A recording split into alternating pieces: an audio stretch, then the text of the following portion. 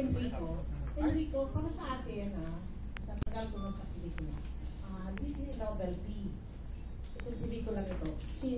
Kaya gusto ko malaman, how the idea na having yung twins play the role of a bakla and animacho na dumating sa utak ninyo ni Direk Wen. Kasi unang-una kong naalaman dito, nagagawa siya ng isang pelikulang romance from Direk Wen de Ramos. Well, lumaki naman po kami na Direk Wen sa mga Palat Lipstick, mga ganyan, Rodri Paulati movies. So, medyo naman ako dyan, brainwash dyan. But the real story came from Joel Mercado, one of our ABS-CBN writers. Dahil sabi ni Ma'am Charo Santos at Malu Santos, gumawa ka naman, Enrico, ng hindi nakakatakot. Meron namang something like comedy na hindi gagawin ng star in this manner. Tapos, sabi nga nila, why not a gay movie? So sabi ko, kay Joel, ano bang gay movie alam mo? And then we have this friend, nakambal talaga sila, isa lalaki, isa padig. Pero hindi naman ganito nangyari. Nag-abroad na lang yung lalaki para hindi sila magsabunutan. So, ginawa namin storya, pinitch ko kay Direk Wen, si Direk Wen noon, maganda ang mood. Ewan ko, may alignment of the stars. Umuho. Hindi ko na tinigilan. So, sabi ko, Direk Wen, naka-oo ka na, wala na atras. Hindi ka na-auto? Na-auto na half price pa. Kaya na nangyari, midnight sale, ewan ko pa na nangyari. So, tuloy-tuloy na. So, that's the beginning of this project. And why you call ABS-CBN talents si Sanjo? Ay, naku po. Sanjo deserves it already. Sanjo has always been... He's been there for everyone and he's portrayed the leading man for so long. Tapos model pa lang po si Sanjo, meron ako nung parang nagmamahal ka pamilya. Tapos siya, una ko kinuhang mag-grow, akala ko hapon siya noon. Tapos more than 10 years ago, di ba? O yun, so alam natin na Sanjo has been the kindest, the humblest, na pinakawalang caring, artista, walang tinatanggihan na role, walang inaaway na tao, wala pa kayong narinig na kahit anong problema kay Steve, di ba? So, it's his turn. Kung meron man kaming chance pa ibigay na kahit anong role na makapag-lead sa isang tao, Sanjo should be the first. Mag-names ka tayo nang nakaaway na. Hindi ba? Ako! Marami ako alam. Discarte lang ako may tanong sa'yo, ba't hindi ka nakapula? Pag Friday lang at Monday. Pag Sunday, berding pera-pera. Okay, that lang at Friday. May unang magtatanong among the members of the press is Ambet Nabos. Nasaan na yun sila? Ito na ngayon si Eugene Assis ng People's Journal. Para kay Direk Wen, hindi ba kahit pa paano na-inspire kayo ng bukod doon sa sinabi ni Mr. Enrico Santos na base doon sa isang kaibigan nila na may kambal na pating. Hindi ba kayo na-inspire sa story ng isang aktor at sa isang kakambal niya na sikat sa ibang istasyon? Ay! Hindi yun Ngayon, ngayon ko nga lang narinig. Hindi ako klasik na sagot. Ngayon ko nga lang narinig yan.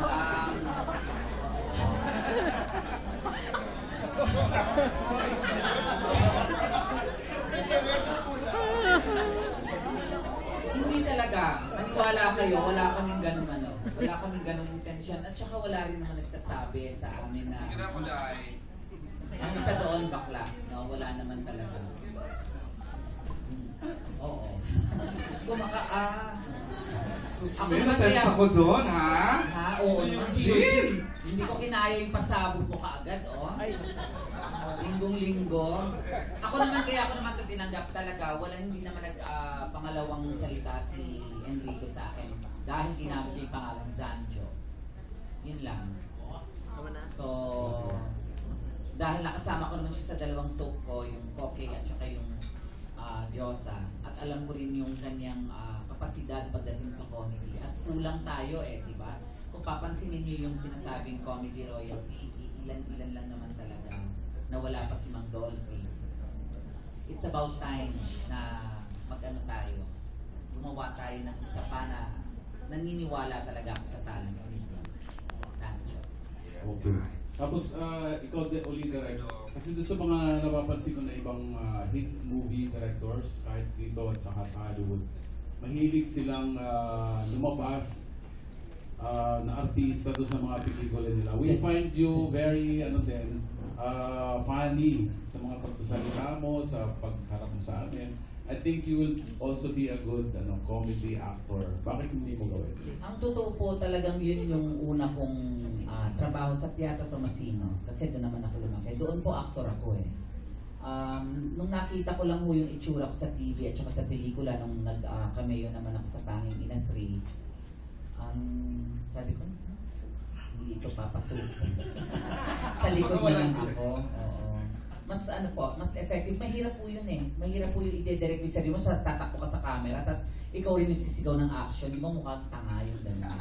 So, mas maigi na siguro na nakikita ko ng buo yung lahat ng galaw ng lahat ng tao. Okay, salamat. Salamat po. Ngayon, ito na yun si Natalie Tumada ng Philippine Star. Tina.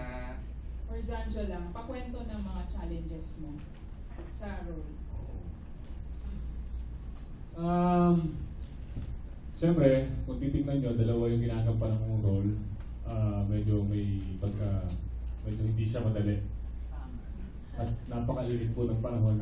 Tapos yung isa pa, laging maraming suot. And yun, siyempre yung character na gagampanan ko, magkaiba rin. At hindi naman siya kukunan ng isang araw yung isa lang, si Brando lang. At isang araw naman si Brandy lang.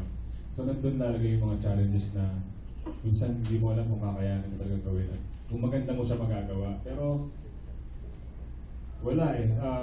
Dahil sa nag-enjoy kami lahat at excited akong gumawa ng mga eksena para makita ko na yung parang matapos yung buong pelikula makita namin at habang direct ako ng direct. Kada eksena namin may nabubuo kami isang magandang eksena, may nadadagdag kami, yung mga ibang artista, tapos parang hindi natapos yung pelikula, ay tapos na, ang bilis, parang gano'n, tapos kahit mahirap siya. And ayun, masarap lang yung pakiramdam na kinaya ko pala kahit nung umpisa feeling ko mahirap siya. Siguro lang yung dagdagan ko lang, yung biggest challenge lang kay Zanjo, yung kapag yung boyfriend niya bilang bakla yung ka-eksena niya. Siyempre, di ba, aminin naman natin, tunay na lalaki to eh. So kapag kailangan na yung mga eksena na naglalambingan, nagkahalikan, pareho silang hubad sa pool, yung mga ganon, tapos kailangan magyakapan, alam kong mas ipapano meron sa dibdib ni Zanjo, meron yung may ibang dating yun. Kaya doon ko siya tinutulungan. Kahit wala po ako masyadong experience sa ganon, doon ko siya tinutulungan ng, mag-shota kayo dito, ganito kayo dito, yung ganon. Okay po. Which came first, yung story or yung casting? Parang naisip niyo yung story na or... Si Easy Asigaw can answer. Wala, sabay, the moment we pitched the story, Sanjo lang ang binanggit sa Star at sa ABS. Walang second choice. So, Sanjo. Wow. Okay. Pati sa leading lady, we only have to have Christine. So, kami ni Wen, nagtulong pa, pumunta pa kami sa Viva, then may Yun nga gagawin na si Christine. Nakuha niyo siya from Viva. Kinusap ko si Veronique, Jude Rufino, and ultimately Vic Del Rosario. So, Gamitan ng powers. After 2 hours of payuko-yuko kay Vic, pumayag, ibigay si Aa. May alignment of the stars na naman. Oo, pero limited time engagement lang dahil magbabalidation. So, sinisik naman namin lahat. Ayun na siya. Naka-all white, Diyosa na. Balik ako kay Z. Z parang yung character mas Brandy, parang ganun-ganun yung kakilala ko. Sino, may peg ka ba dito ang ginawa? Magpag-sales ng ABS. Ay hindi, sabihin mo yung totoo mong ginaya. Pwede bang i-reveal kung sino yung peg mo dito as Brandy? Hindi, nakita ko na lang na parang mas magdikit ako doon. Pero wala naman talaga akong ginagaya. Gusto ko gumawa ng, kumbaga kung paano ko siya gagawin, sarili ko. Pero parang nakita ko si Derek doon. So sa direct mo ng peg mo dito sa Brandy? Direct doon. Direct doon ko Parehas. Hindi dapat uugot-ugot Si ka Irma. dyan. Z, kanino mo ginaya ang pout mo? Tinanong kita. Kay Bea. Si Bea. May babae pala naman, hindi pati. Okay, more questions please. Ayan si is from the entertainment vlogging community naman. Go ahead. Meron pa si Natalie. Go ahead, sorry to cut you. Ano ba? Magandang hapon po. Para kay Zanjo, paano ka napapayag dun sa role? At saka di ba before gumanap ka rin parang medyo gay dun sa isang movie, di ba? Tatanggap ka ba ng isang gay role na medyo drama yung talagang seryoso? Parang Brokeback Mountain. Oo naman, tatanggap ako. Kasi, siyempre ibang atake naman yun, di ba? Mas seryoso, mas drama. And yun naman talaga yung maganda para sa mga artista, yung magawa mo yung kahit anong role, yung iba-iba, yung hindi ka mamimili. So, maganda yun para sa akin. Ano ba nangyari sa Brokeback?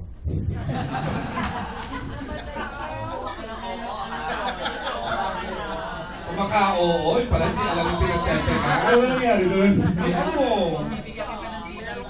Ayaw mo magpakita? Ayaw mo magpakita? Okay na, okay na. O, sumagot na ba si Z? Tanungin naman natin yung kanyang boyfriend dito, si Carlo. Medyo, for introducing ka sa movie, tas jowa agad ng isang bandi, Carlo. How was it doing the role? Sino bang peg mo dito, Chika? May peg. Well, yung una, bago nag-take kami, we talk about si Zanjo. Nakakainis yung action niya. Go ahead, Carlo. Parang bro, trabaho lang to, di ba? So, kung may kissing scene or kung may yakap, gagawin namin yan. Yakap lang naman. Binigay ba ni Direk? Direk, medyo, ano bang klase? How was the relationship pa? 5 years. 5 years na relationship. Oo, 5 years. Nalokohan. Hindi naman masyado. After 3 Hindi, years. kasi tunay na lalaki yung character ni Carlo eh. So, di ba, mahilig di pa nga. rin sa babae. Di ba? Yung gano'n. Yung mahilig sa pera at sa babae. So, tama yung kombinasyon. Isang bakla at isang ano. O the old school gay na Yes. straight tapos ano. Na hindi niya syempre alam. Nino po. Nung baklang Zanjo. Na niloloko siya, na hinuhugutan lang siya. Correct. Kawawa naman. Ay! Really? Joke! Okay, my question is tayo may ano ulit si Natalie pa. Si Natalie. Go ahead po. Very relevant. Sige, after. Okay, Pat. Okay. Binabasa ba ni Natalie yung question sa iPad? Ano ba yun? Joke! Kay Zanjo ulit, okay ka lang ba na magiging friend ko? Para na ay Dolphy, yung state guys, sunod-sunod na, like, or Roderick Paulate. Uy, hindi pa naman. Just... Na ano, kasi pangalawang gay role mo na, di ba? Sa open casting. Mas maganda siguro kung mangyayari sa akin yun, di ba? Ibig sabihin, gusto ng tao, gusto ng producers. Kesa naman yung gagawin ko lang isang beses tapos hanggang doon na lang, tapos na. Maganda yung ganun. Mas maganda para sa akin. Mas gusto kong ganun mangyari. Okay. Ano bago ko ibigay kay Alan, may tanong ulit si Mr. Eugene Asis. Yung nga pala kanina tanong si Ed Oy ng Manila Times. Sorry, Manila Times. Sorry. Si Mr. Eugene Asis. Para kay Direk ulit, sorry. Naman yan, Dong. Ako na to. Parang doon sa cast mo ngayon, may namimiss ako na isang regular performer. Pero hindi na itatanong ko yung isang regular... Nakakainis ka. Sandali, Eugene, maraming regulars ko rito. Hindi niya yung bata si Abby. Si Abby, regular din niya. Kaya nga, tatanong ko, ano mo ba siya, yung contract star mo? Bakit hindi ko siya nakikita sa ibang ano? At saka paano mo siya na-discover? Katatapos niya lang nung The Healing ni Direk Chito, diba? Kaya siguro dahil sunod-sunod din yung ginagawa ko at laging nandoon din siya, baka yun yung nangyayari eh. Ako naman since kinuha ko siya mula commercial, tapos pinag-audition ko sa akin para sa Kokey, sinama ko sa Petang Kabayo kaagad, mahusay di ba? Bakit natin bibitawan kung nakakagaan ito sa trabaho natin? Kalahati agad ng trabaho ko, tapos kasi sasabihin ko lang kung ano yung kailangan, tapos bahala na siya. Bilang mukhang 10 years old pero 84 years old na hindi ang batang yan. Oo, kaya madali. Sa akin kung ano yung makakadali, go. Okay, I think she would be another Kristen Reyes in the making. Wow! Ingatan mo, putis mo para ganito ka flawless. Pero namimiss pa rin namin ng isang isa. Yaan mo na. Okay. Malay natin cameo siya this time. Etching! Ang dami dito makikita sa pelikulang ito. Napakaraming bituin aside from them. Surprise! Bago natin ibigay ang microphone kay Alan Jones. Oo, Ito nakakatakot ngayon itong si question ni Mr. Alan. Ano naman, si Mr. Walden Villain ang ano. ng Wow! Pinagulit. Damang-dama kang presence ni Walden this afternoon. Kay Lassie and Press. Wow! Gusto ko lang malaman kung ano yung mga tips na binigay niyo kay Sanjo para ma-portray niya. Talagang ganap yung pagiging bading niya. Actually, ano eh, wala namang ganong tips eh. Si Sanjo kasi is napaka ano eh, yung titingin lang siya sa sa mga bakla, tapos makukuha na niya. Yung ganon, minsan magtatanong niya, pero konti lang, pero ang bilis siya matuto. Sobrang dali niya turuan, sobrang mahusay, at walang problemang katrabaho. Napaka-professional. So kinalingan nyo na rin lang para ano, Lassie? Oo. Kasi syempre kailangan ko maghabol. In fairness kay Sanjo talaga. Mahusay. May kasama ka siya, wala din siya dito, no? Yung kasama mo sa eksena. Si Joey Paras. Si Joey ng Oo, KTM. may trangkaso na. Diyos ko, nakakaloka. Isang buwan na. Ewan ko pa kung Buhay pa naman. Hindi ko pa alam. Humihinga pa naman daw. Walden, you're good. Okay na? Okay. Dito atan kay Alan Dionis na. Hi Alan, may question si Alan. Ayan, may mic. Wireless. Ayan, kay Zanjo muna. Congratulations, Zanjo. Ito pala yung kinakwento mo dati ng ano, sa amin. Di mo pa masabi, may launching movie ka na pala. Anong feeling mo ngayon na from being a leading man ng mga ano, ng mga iba-ibang female stars ngayon, ikaw na yung bida? Na-depends. Kasi nga yun, hindi naman ako sanay na ako yung bida talaga ng isang project. Siyempre, natutuwa ako. Gusto ko maging humble, pero yung damdamin ko nagsusumigaw na maging confident dito sa pelikula to dahil nga alam namin na maganda itong pelikula to. Na kasi kami yung gumawa, kami nakakita, kami yung naka-experience. At sana panoorin talaga ng mga tao. At syempre, nagpapasalamat ako sa mga nakaisip na ibigay sa akin ng project na to kay Sir Enrico, kay Direk Wen na grabe nagpupuyat siya. Hindi na po siya nagpupuyat sa mga taping. Pero dito sa shooting namin, nagpupuyat po siya para matapos itong pelikula. Kasi may limited ano. Limited lang ang shooting. Ang lakas ko talaga. Limited lang siya.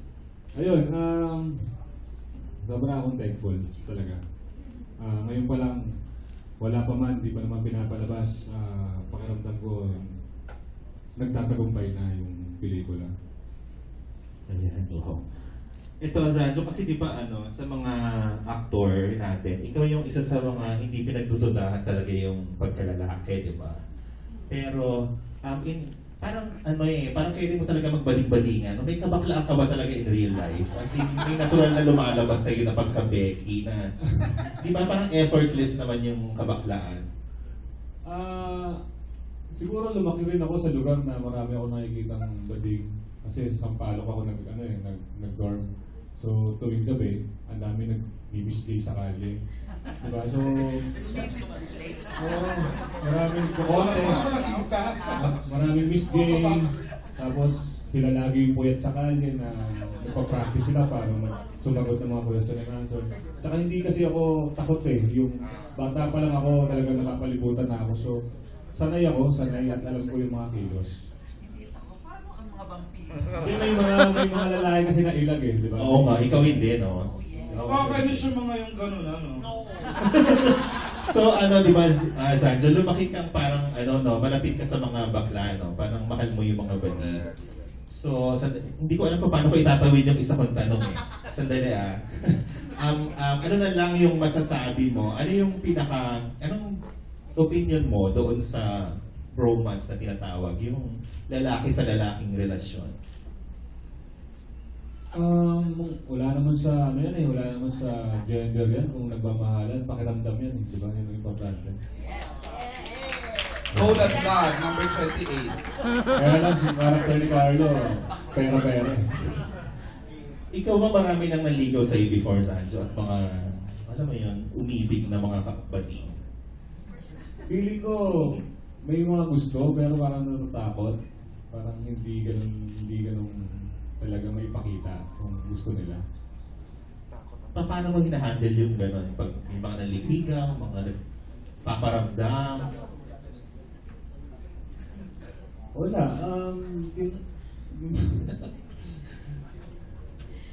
Siguro kasi lagi rin ako may girlfriend kaya parang hindi na rin sila nagtatangka. Siyempre, ayaw nila ng may girlfriend kaya gusto nila single ka. Ayoko, okay lang may girlfriend. Oo, okay na. Hindi naman issue. Basta girlfriend. Ipasok talaga sa sarili. May taragdag ka pa ba? Wala, okay na. Okay, kay Christine naman. Christine, kamusta si Sanjo bilang, kasi dati lagi siya lalaking machong, di ba? Naguhubad-hubad na leading man. Ngayon naman, Becky. Kamusta siya? Super funny and very natural lang. And yun, walang effort. And sanay na ako with Zia. So, komportable ako sa kanya every time na may eksena kaming dalawa. Mapa-brandy man siya or brandy. Ikaw ba, Christine, may naligaw na sa yung medyo feeling mo may pagka-backler? Wala. Alam mo agad. Naamoy mo agad, di ba? Wali. Hindi, wala talaga. Kyongbird meron? Meron. Sa school ko. Kasi all girls ako dati. Oo. Ano yung high school? Grade school. Grade school? May ligawan na agad ng mga Kyongbird? Grade school, Kyongbird na. Letter writing lang yun. May letter. Tapos? Wala pa kasing cellphone noon eh. Oo nga, di ba? Ito, elementary. Oo. Tapos, kamusta? Paano mo tinitreat yung mga ganun?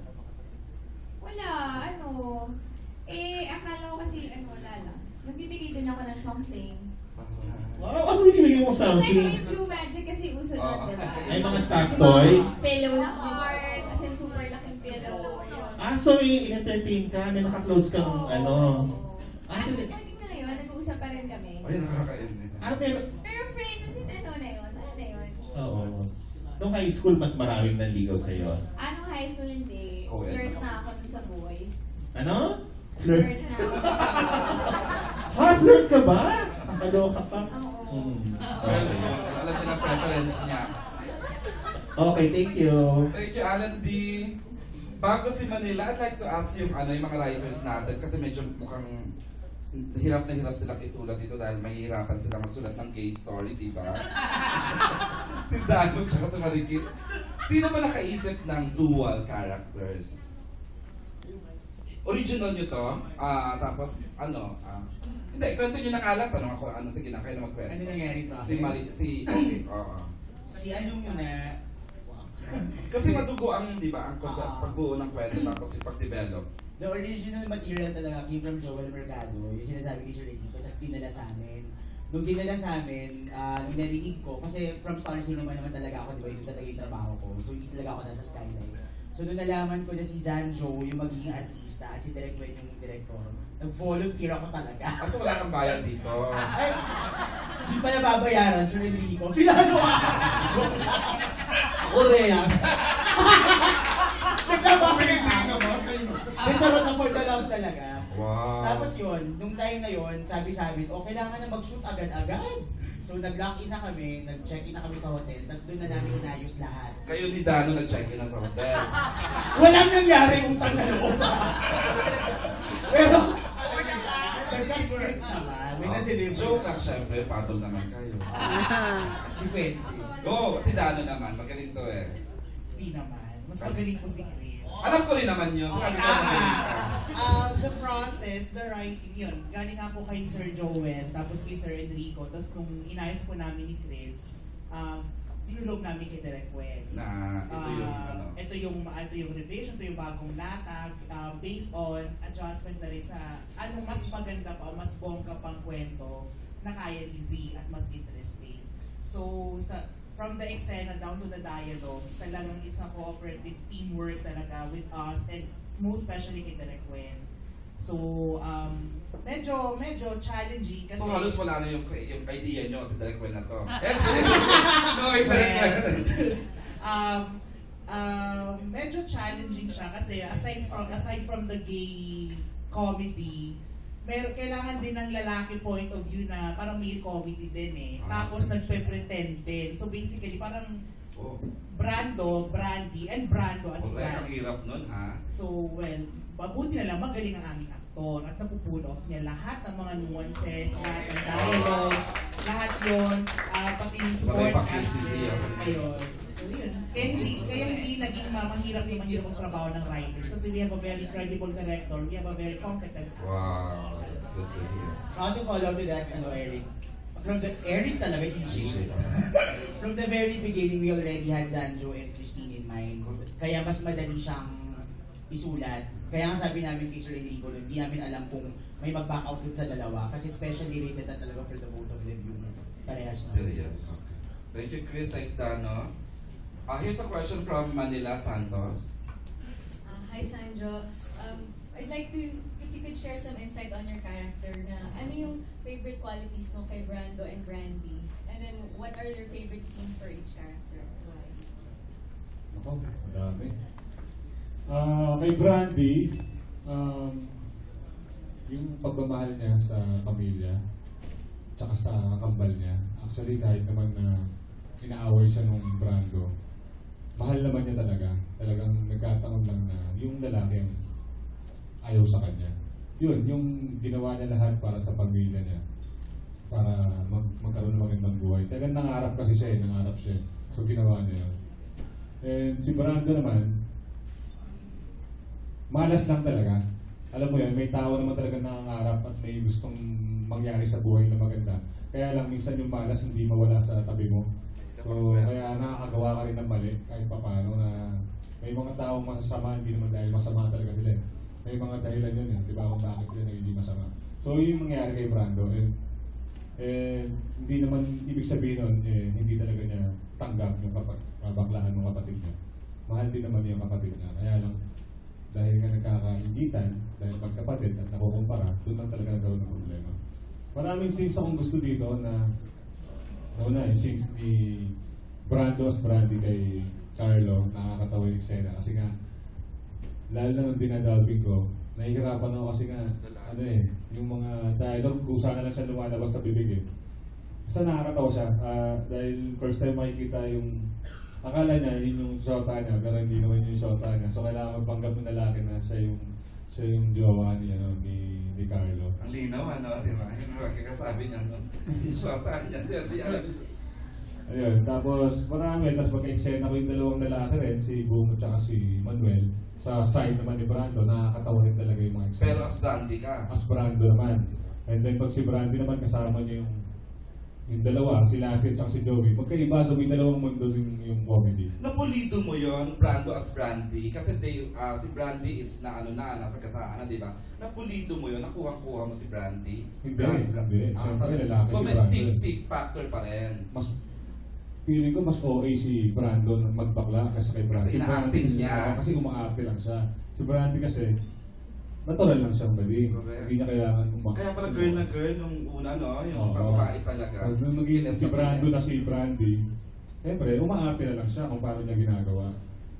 Kaya, ayun, sana makita yung pagkakaiba-iba. Na maaamoy ni Nikki na Oo. pala siya. Ganda ng kwento. In fairness, Manila.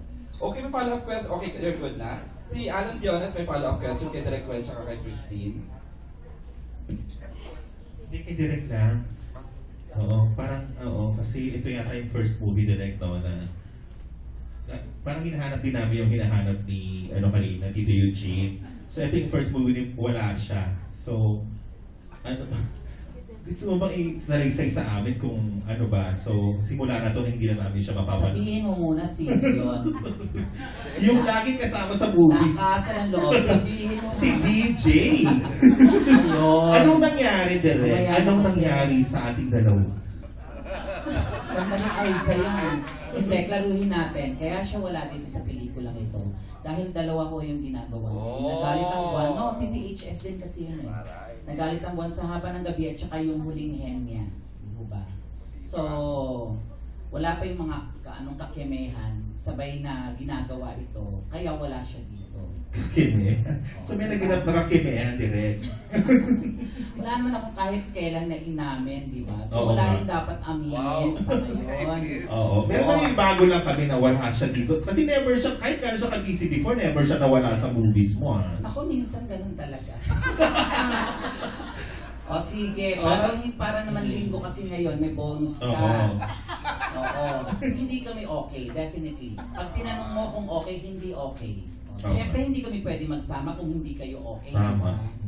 Direct, oo. Tapos merong isang introducing dito. Bakit wala siya? Introducing pa naman siya. Si Jeff Luna. Si Jeff Luna? Ako hindi ko rin alam. Oh, dahil linggo ulit, we're just friends. What? Galing-galing mo, direct ah. Oo. Diba? Oo. Tapos, oo. Ano yung meron siya? Bakit siya nakuha sa movie na to at introducing siya? Ewan ko kay Enrico. Bakit introducing? Ang dami na ng indie film, ah. Siguro para sa mainstream yun eh. Diba? Sa indie, hindi na siguro. Oo. Pero pagdating sa mainstream, unang pelikula niya ata ito. Okay. So introducing siya dito sa mainstream cinema. Oo. Pero you're just friends, ha? Oh, we're just friends. Okay po. Thank you po. Kadaming revelation dito. Hindi ko alam yun. Close ako kay Director, pero hindi ko alam yun, ha? Hindi ka sa amin nagtatanong. AJ, Po. on my end, last 3 questions. Go po. The first na magtatanong Sa last 3 question is Royal Villacorta Wow! Standard. Taray. May English column sa Standard. Kay Direct When, kasi parang kinaubusan ng mga Baul yan, eksena baul. mo na ako nanonood ako ng mga pelikula mo. Natatawa ako, hindi man ako mahalakak, napapangiti ako. Ano yan? Experience ba yan? O Marami po. Marami dito sa ginawa namin. At sabi ko nga, yung talagang may mga pinili akong eksena na talagang tunay na nangyari naman sa akin. Sabi ko nga, naku, pag napanood ko ng kapatid ko, iiyak ito. May mga ganun ako. Na kinopya ko, ultimo yung linya ni Maricar doon sa confrontation na yon. Sabi ko, naku, pag napanood doon ng mga kapatid ko, sasabihin na naman nila, pinagkakitaan ko yung buhay namin. Siguro kaya nakakatawa kasi masakit.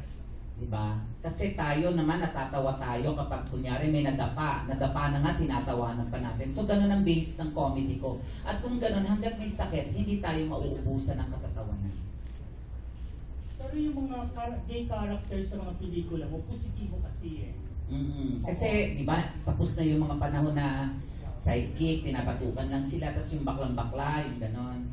Ngayon na, iba na eh, nung dumating na sila Vice Ganda, John Lapus. Empowered na ang mga baby. Kahit nga yung character dito ni Z bilang bakla, empowered masyado. Diba? Eh, sino pa ba naman na magtataguyod nun kung hindi ako, di ba? Dahil bilang bakla rin.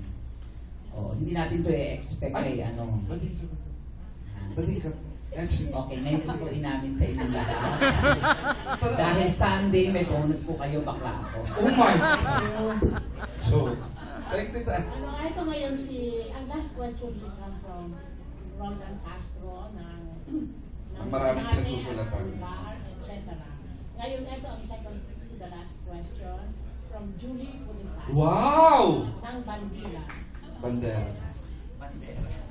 Tapos mag-entertain tayo sa vloggers ha ng questions. Get ready mga 3 vloggers please. Go Tita Julie. Katayo lang sabi ni Whitmore. Oo, pakita mo yung kakulay mo yung damit ng ano, yung laso ng upuan. Hindi naman, hindi ako. Kaya ano po kami Sir Enrico?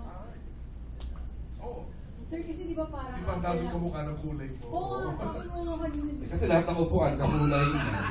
Sir, anyway, good afternoon po. Kasi itatanong ko lang direct, after ng horror, nag-comedy kayo, di ba?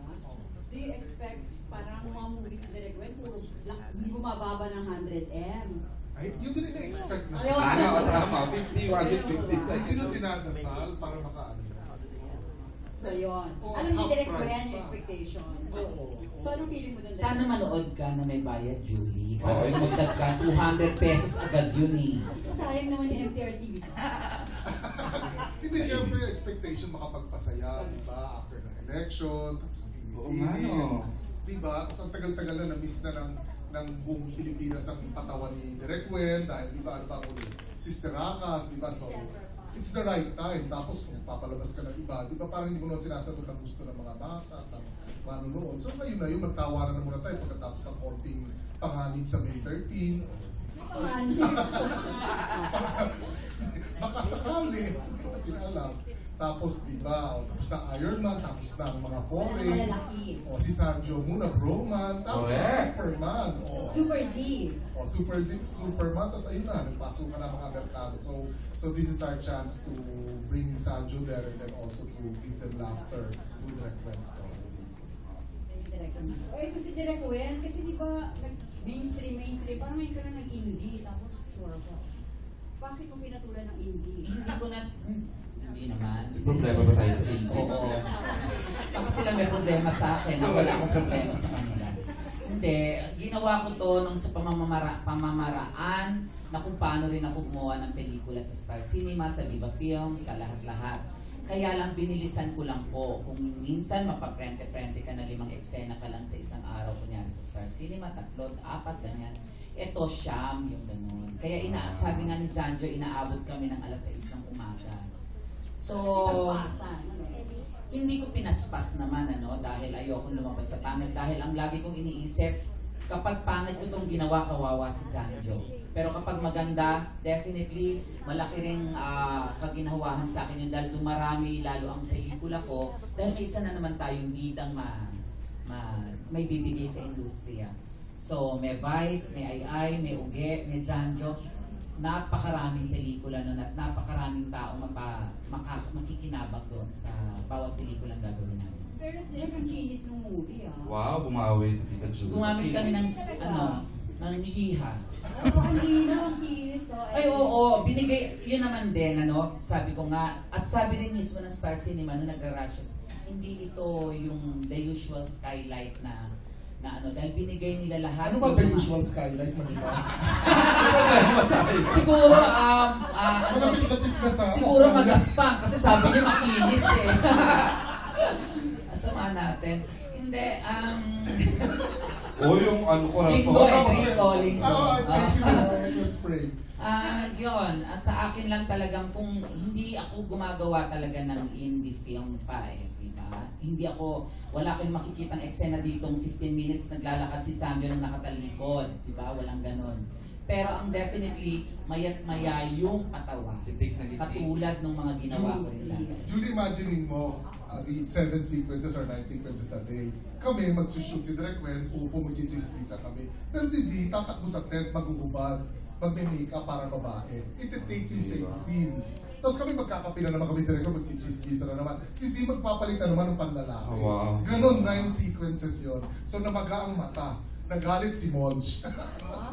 Sasakap kami ng 1 week kasi kailangan ipa-doktor sobrang namaga eh. Pero kahit yung may eksenang nakikita na dyan namaga na, ayaw pa niya tumigil. Kaya ko pang idilat, sabi niya. Wow, Z, super Z ka talaga. Kasi po, dalawa ako, so dalawa din daw yung talent ko. Ang pogo din ng TF mo. Monch? Hindi, nakakatawa nga, di ba? Parang labas sa equation yung pera sa lahat ng gumawa ng pelikula, di ba? Ulitin mo nga yan, Sanjo. Hindi ganun. So direct ang prediction mo, hindi bumababa ng 83 million ng last movie mo na pinakamahina, di ba? 92. 92 also. Mali-mali pang datos. Sorry kasi mali ang datos lang. Close na rin, 11 na. So ito. Alam niyo, wala po akong ibang sabi ko nga lahat ng mga ginawa kong pelikula, kunyari, private, hindi ako talaga nagdadasal sa Diyos ng Lord, pakitain mo, Sister Akas, wala rin. Pero ito talaga, dinadasal ko talaga. Sabi ko, Lord, tulungan mo si Zanjo. Si Zanjo po, huwag niyo pong kunin, tulungan niyo po. Sabi ko, parang nakakita naman ako ng magandang senyales talaga kasi magandang lumabas yung pelikula. Gano'n naman tayo diba? Pag maganda, pinapasok. Fairness. Congrats in advance din. Salamat. Mamaya ko kwento, di ba pa? Thanks, Tito Julie. Thank you po. Ayan, ito na atin si Roldan. Kasi after Roldan, may 3 questions from the vloggers naman. Alam mo, bago ko ibigay kay Roldan, kasi after this, after the question ng Roldan, babalik. Yes po. Ang dami kasi magagandang tanong dito. Ang gusto kong itanong, ang sabihin niya, alam mo si Lassie, when we were interviewing him, ang sinabi niya na wala siyang ma-feel na bakla talaga si Sanjo. Kasi alam niya magkikita sila dito. Hindi, dito na siya. Ngayon, at saka Enrico, sabi ko kanina kay Eugene Assis, Eugene, ako panonoorin rin itong pelikula mo. Sabi niya, ako rin. Ngayon, eto ngayon si Roldan. Si Roldan for this question. Kay Sanjo. Sanjo, sa palagay mo maging reaction ni Bea pag napanood niya itong pelikulang to? Magiging proud siya sa akin. Kasi ngayon pa lang, grabe na niya pinapakita yung pagiging masaya niya. Nung trailer pa lang napapanood niya. Ang sarap nung pakiramdam na yung taong mahal mo, proud sa ginagawa mo kahit na yung ibang tao iniisip, hindi kaya ikakahiya siya ng girlfriend niya o kaya ng mga kapatid niya, di ba? So, ang sarap nung ganung pakiramdam, yung lahat ng tao na kasama mo, talagang suporta. Mga kaibigan mo, pamilya mo. Pinag-usapan niyo ba itong project na ito bago mo tanggapin? Ay, hindi naman. Hindi naman namin kailangan mag-usap sa isang project para magpaalam kung anong gagawin. Kasi magkaiba naman kami ng trabaho. Trabaho niya yun, siya mag-desisyon kung anong gusto niyang gawin. Ako, ganun din ako. Yung fountain, sabi mo siyang peg mo, tinuro ba niya sa iyo? Actually, hindi. Dati parang lagi ko nang ginagaya yun kasi nga parang hindi naman usual na ginagawa ng tao sa normal na buhay naka-fountain labi. Pero pagdating sa mga covers ng magazine at saka sa mga pictures, lagi sila nakaganon. So minsan inaasar ko siya, ginagaya ko yung mga pictures niya. Okay, thank you. Thanks, Roldan. Okay, sa vloggers naman, may kasi si Alika, paki-introduce ang sarili tsaka yung vlog mo, please. Vlog site mo. Hello, good afternoon. I'm Weng Igis from Brief Say it again. Bubble. Weng Igis po. Brief Bubble yung vlog. Anyway, I have a question for Zanjo. Gano'ng kalaki yung pressure for this launching movie mo? Tapos ano yung mga expectations mo, knowing na sinugalan ka ng Stars and Marnix Skylight Films, tsaka ni Direk Wen, na kagagaling lang sa isang very successful movie na Sister Aka. Nice question. Ano ba? Siguro kasi ito yung unang-unang. Hindi ko iniisip yung pressure. Kasi wala pa naman akong pagbabasihan eh. Actually, ito yung una kong pelikula. Dito ako magbabase. Siguro kung meron pa akong susunod. And ayoko isipin yung kinita ng mga susundan kong pelikula kasi hindi ko naman pelikula yun. Hindi naman ako yung gumanap doon. So, hindi ko kailangan mag-pressure sa mga susundan ko at saka yung mga kumita ng malaki. Kasi nga, ito yung una kong pelikula. Mag-pressure siguro ako sa part 2 kung meron.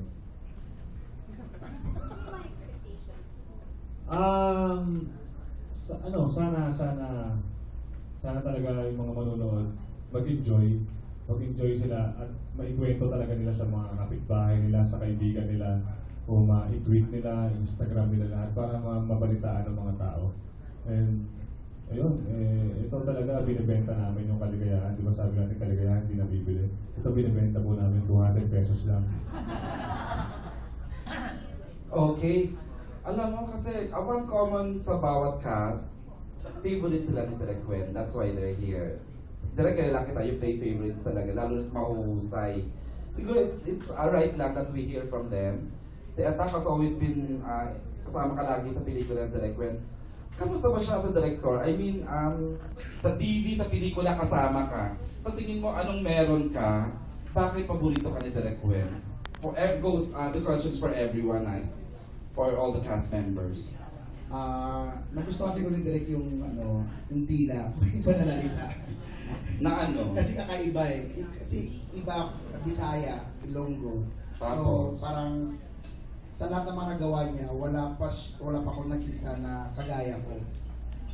At ang mukha ko siguro, ako lang talaga may ganito. Ayan. At saka, katrabaho si Direk, nakikita, alam niya kung saan ganyan hugutin. Tapos, syempre, as baguhan, na ano talaga ako, kinakabahan talaga ako. Dapat lang. Oo, tapos Maka-deliver ka naman kaya. Maayos-ayos ito. Sasagot yan ni Direk Wen Mama. Maayos-ayos itong uli. Compared to before. Kasi before kasi lutang ako. Ngayon talaga, ay nako, pag hindi ko ba gagawin ng maayos, baka ito nang huli. Pag ginamit ka sa trailer, ibig sabihin maganda eksena mo. Oo, tuwa nga ako. Kaya maraming salamat talaga, Direk. Pero wala ka sa post. Sabi ko nga, kasi pinalahin ko ito trabaho eh. Soler. Okay lang yun. Okay naman. Thank you, Attack. And of course, si Lassie, another Renderama's Day favorite. Yes, una-una syempre papasalamat ko ako dahil napasama ako kaya dito sa movie na ito, pangalawang beses na ako yung discuss sila ni Mare. At ngayon po, ito na naman. Kaya nararamdaman ko parang... Ano naman. Kasi una nga, syempre first time ko sumabak sa kanila una. So syempre hindi ko pa ano gagawin ko dahil kabado rin ako. Kasi direct kwento eh. Blockbuster ano to eh. Yung kilalang direktor, napakahusay, malawak ang pag-iisip, maraming nalalaman. So kinakabahan talaga ako una. Ganun siya kahusay ko. Ayun, tapos ito na yung pangalawa, sabi ko, ay, this is it. Parang, wow, napasama na naman ako. Kaya sobrang thankful po talaga kay Direk Wen Renderama's. Okay, thank you, Lassie Marquez. May nakakain na ako. Nagkaroon na ako ng apelido. Oo. Karoon ka nasa poster ka. Yes. Si Attack yung binilagay talaga. Ewan ko ba? Pero nasa trailer ka naman, Attack, di ba? Oo. And of course, another Renderama's baby, Nikki Valdez. Nix, anong... Jowa ka ni ano? Hindi, kay Direk na ako tumanda. Oo, ilang installment ng Tanging Ina. Correct. Simulang... Private. Ano ba ako? All private. Hindi ko alam kung ang lagi lang sinasabi ni Direk sa akin is pag nagka-thank you ako sa kanya na sinasama niya ako sa mga projects niya is naniniwala siya sa talentong na ibibigay ko. Nung nawala ako dito, pagpunta ko ng Canada at pagbalik ko, ang unang-unang project na binigay sa akin for TV, si Direk Wen mismo yung tumawag sa akin. Grabe tumulo. Oo, basta maipasok niya lang talaga ako. Ha? Ano yung Direk?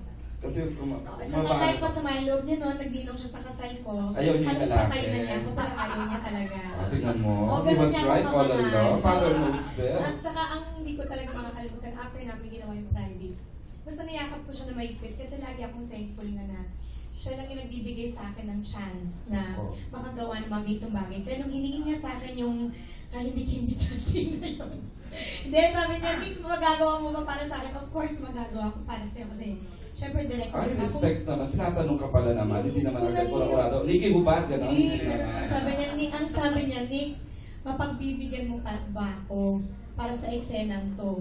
So, kung naniniwala siya sa akin, bakit hindi ako maniniwala sa kanya nila? So, yun. Ano ba yung eksena yun? Pinagbra ko lang. Pinagbra niya lang naman ako, pero hindi naman kasi ako nagbabara, di ba? Wala naman di talaga ako dapat. napakita. May eksenang brales ka dito. Bra ka. Hindi brales. Ano, bra? Ayun. Ano lang. Okay, thanks, Nick. Carlo, first time you work with the rec or nag-KPM ka din? KPM din. Ayun, oo. Pero with the rec, I hate but also love when the rec changes yung mga linya ko sa movie. I hate it kasi memorize ko na yung mga linya. Lalo yung mga Tagalog. Tapos, biglang sa set, pero, you know, I love it just because he has a vision. He knows how to make things work at its best. Naman. So that's why, Direk, thank you for this opportunity. Wow, ganda magkatingin na naman si Direk Wen at si Carl. Romance. Wow. Baka sakali, dito na lang sa promo. Okay. Kailan nakatumawa si Direk Wen? Diyosa. Tagal-tagal din pala, no? 707. Pero isa sa mga unang shows ko sa kanya rin, okay. Okay. So hindi pa. Bago-bago pa. Oo. Siguro hindi secondary na lang din yung talent. Yung makikita ka ng Direk Wen. Siguro unang-una yung pag makita niya na mabuti kang tao. at kailangan mo ng gabay, tutulungan ka niya hanggang kumakaya niya. Diba, ang dami-dami ng bawat shows niya. Ilang tao, lagi na. He never runs out of brilliant ideas. Gusto niya talaga tumulong siguro. Pag alam na pag nakita niya isang tao, mabuti. And then yung talent naman, madali naman ituro eh. Yung pagtrabaho naman, di ba? So, yun. Kaya ako, sabi ko kay Direk, habang buhay ko magpapasalamat ng pelikula na to sa kanya. Thank you, Direk. Si when was the last time you worked with Direk Wen? First time? Wow. Sa TV? First, hindi pa rin? First, talaga po. Wow. Tapos choice ka nila niya na to do the female lead. Latter po. Hindi nga, seryoso. Kasi gusto ko po talaga makatrabaho kayo. Ang dami yung tie-up sa Viva. Ngayon lang kayo nagtrabaho. Kasi marami rin siyang ginagawa. Okay. So first. Ginagawa ko. Si Manuel, siyempre hindi. Marami sa TV. Tsaka sa huli. Yan, opo. Yung sa akin po kasi right after Fear Factor, unang-unang audition ko is with Direk Wen. For what show? I Will You Die. Nung hindi po ako natuloy. Hindi natuloy yung Blood Rose. Oo, kasi pito director nun. Ayun, tapos natuloy din. Nakinuha rin ako ni Direk Wen sa lalaki na mahal sa akin. Saan yun? Ulit? Yung kay Tony Gonzaga. Tony and Derek. Okay. PHR. PHR, tama to. Tapos nagtuloy-tuloy na po. Yun. Ginawa na ako kontrabida ni Direk Wen, pinag-comedy niya ako. And tapos blessing nga yung Disguise in Love with You Mari kasi parang doon po nag-start yung trabaho ko sa mga movies. Kasi nagtuloy-tuloy after nun, A Moment in Time. Correct. After nun, may ginawa kami isa pang film, kasama ko rin si Nikki, coming out next month. Ano Tapos, Two. Another one sa Skylight. Ayun pa, tapos ito, Bromance. So, sarap siya sunod. So, Blessing talaga si Direk Wen yan. Okay, thanks. Happy birthday, Direk. Thanks, Manuel. Si Maricar. Ako nag-start ko kay Direk Wen sa Josa. 07 with Ann Curtis. Tapos simula po noon, nagtuloy-tuloy na. Kahit alam ko, minsan nare-reject yung pangalan ko pag nasa casting ako. Pero alam ko, pinaglalaban ako ni Direk Wen. Oo nga, sa TV. Di ba? At saka si Direk Wen talaga yung tiwala niya sa akin. Kasi binabalanse nga niya, nilalabas niya yung, hindi lang yung puro kontrabida side ko yung pinapakita nila na pwede rin akong gumanap ng ibang sa KPM, character. kontrabida ka. Hindi, sa KPM. Sa Koke ka kontrabida. Sa Waku-Waku. Waku-Waku pala. Tsaka Josa. Oo, Marami pala. Ang mga kontrabidang tanga. Lahat na. Ginagawa ko yung mga ganun bagay pinapagawa ni Direk sa akin. Pwede bang kontrabida lang? Pwede bang wala ng tanga? Hindi kasi talaga ginagawa niya gano'n. Kontrabidang tanga na, which is very challenging. Diba? At saka, thankful ako, syempre, kay Direk Wen. Simula nyo, tuloy-tuloy. Ganyan yan magmahal. Yes, kaya love ko siya. Love niya. Ay, alaga ko nga dati, lumipat na sa GM. Siya huwag nabigyan ng bid. Ito for another, talaga namang paborito, walang duda, si Abby. Okay, yun na lang, pa-share na lang kung. Ayun po, una ko po nakasama si Direk Wen sa Koke. Yun po yung first TV show ko. Kasi po, nakita niyo po ako sa isang commercial. Tapos, nagtuloy-tuloy na. Kaya, thankful po kayo ako kay Direk. At saka Viva Entertainment ka din kasama mo sa Viva. Opo. Kumaganda siya dahil nagdadalaga At matalino ha, 10 years old pa lang yan pero mag-high school na. Serious yun? Oo. Accelerated labi. Wow. Kita niyo mga matatalino tsaka magaganda lang dinidikitan ko. Ay, dumidikit ka lang sa the best. There's always an exception to the rule. May pambalanse dapat. Dagdag pa si Joey Paras. Okay, si Boom. Good afternoon po. Ako po, first time na ako kay Direk. Even sa TV, never po. So, first time yun ni Direk? How was it? Binigay ko naman yung best ko. Nag-brush na si Direk. Nag-brush na. Maging paborito. Siyempre, alam naman na. Pero binigay ko talaga yung best ko dito para masuportahan yung bida natin, si Sanjo Maruna. Kaya sana, tangkilikin niyo po. Kasi ako na nagsabi, napakagaling ni Sanjo dito. Alam naman lahat ng nandito yan. Kasi ang hirap talaga ng ginampanan mo dito. Proud of you, bro. Okay, with that kasi po medyo sorry kaya wala ka napansin, nag-stretch tayo because ongoing po sa The Buzz, we are still live sa The Buzz ngayong hapon and hihiramin po namin ang tatlong who's joining them sa bus, Direk Gwen, Christine, and Zanjo para sa live hookup. Anong gagawin ko? So pwede ko silang anuhin. Diyan po muna sila. So, more questions o hindi na? Okay, so isang mabilisan lang na parting words from our creative down to the director and cast. Mabilisan lang, attack, na wala sa poster. Go! Pasasalamat na. Go attack. Pasalamat sa press sa tulong na ibibigay sa write-up sa iyo. Yes, maraming salamat sa lahat ng mga press nandito ko. Naninibago ako kasi pangalawang press ko lang ito nakatinan ko at maraming salamat sa suporta. Kay Direk Gwen at sana ko manood lahat ng mga nakaalam ng movie ni Zanjo. Sana ko ay talagang malagpasan pa yung mga alam niyo na mga hit ni Direk dati. Tama, thank you. Si Lassie na may apelido naman. Yes, wala po akong iba pa sasagutin. Thank you so much po sa lahat ng mga tumutulong, sa lahat ng ating mga press people, of course, mga nandito ngayon. At maraming salamat din po dahil naging bahagi po ako ng araw na ito. Maraming salamat po sa inyo. Of course, sa bumubuo po ng romance, sa ating bida, mga bida, at syempre sa ating pinakamamahal na director.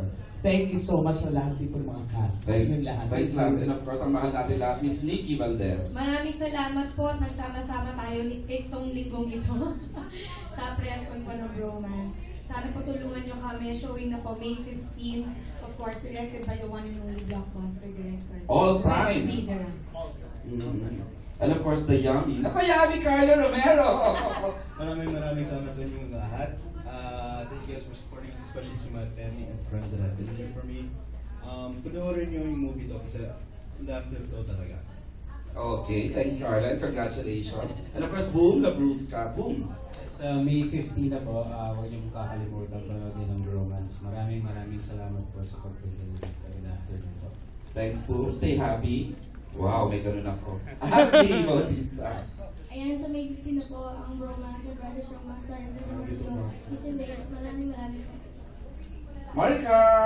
Yes, susulitin po namin yung 200 pesos na ibabayad ninyo. Yun naman po ang may papangako namin sa inyo. Magiging masaya kayo, makakalimutan nyo ng sandali kung ano man yung problema ninyo sa pelikulang ito. May 15 na po. Thank you. Thank you, Car. And of course, Manuel. Bromance po, May 15 na.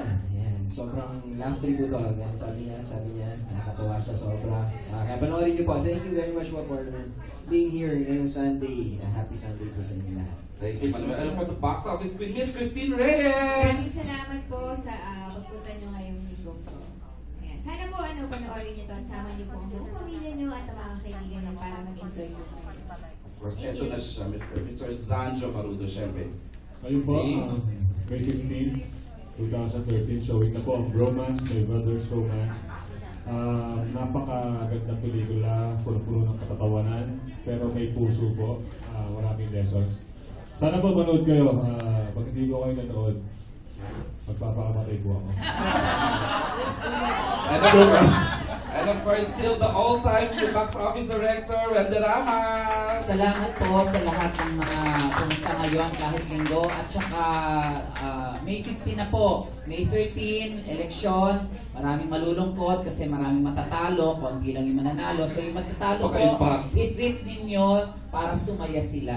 Bromance, May 15 na po. Starring Zanjo Marudo, Christine, at maraming pang iba. And of course, Sir Enrico Santos, please, go ahead po, po, sir. Welcome to sa Bromance family Louie Bromance. May 15, thank you Direk, thank you Sanjo, thank you And of course, the twins, Dano Malikit and Chris Gasman. Mabilis lang, Dano and Chris. Thank you po for coming today. Pag napanood niyo po yung Bromance at nagustuhan niyo, sana i-push niyo siya, i-Instagram niyo, sabihin niyo po sa lahat para po maraming makaalam. Thank you po. Thank you, Chris. And of course, Dano. Sa press people po, sa vloggers po, spread po natin ang word na maganda po ang pelikula nito. Di kayo bibiguin ng Bromance sa May 15.